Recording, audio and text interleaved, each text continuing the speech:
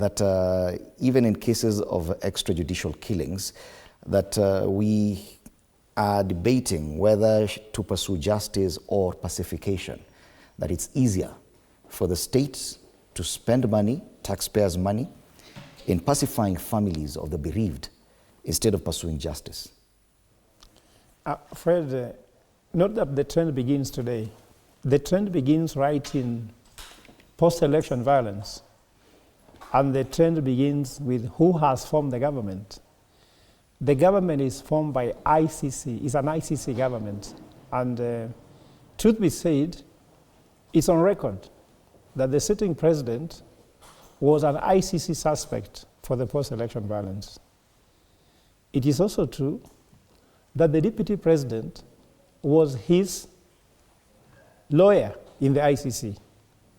It's also true that DCI, Mohammed Amin, was a witness on the side of the president and against Kenyans in the post-election violence, the ICC case. So when you have a state that is performed by criminals of a previous one, like the post-election violence, what are you expecting?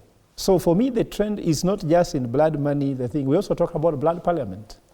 Blood is all over the place in these people's hands. As far as I'm concerned, it was a very big mistake to form this ICC government. And they're performing what was done earlier. In fact, people are dying more than what happened in the post-election violence. If you look at the young people who have been killed, you look at their tact, what has been done, and they know how to cover up. They throw in something quickly like, Ojwang's father left Homa Bay, affording only his fare, which he borrowed. Now, after he arrives in town, you hear someone is throwing this money, someone is throwing that money, and then telling you we shall be together, and then you hear now you meet governors. They didn't need that. Now, if in fact for Ojwang, I don't want to talk because I'm so close to the family, let me try to talk a little bit of the one of Boniface Kariuki, which is, for me, is where if you want to see the evil of blood money comes from. This young man did not need to go to hospital, isn't it? So waiving his hospital bill, what have you given back to the family? Mm-hmm. He was alive, he was running, he was jovial, he was a family member. I mean, then now, even if you tell me you have waived his medical bill, what are you giving to me? Mm-hmm. And now you leave me with somebody who is incapable.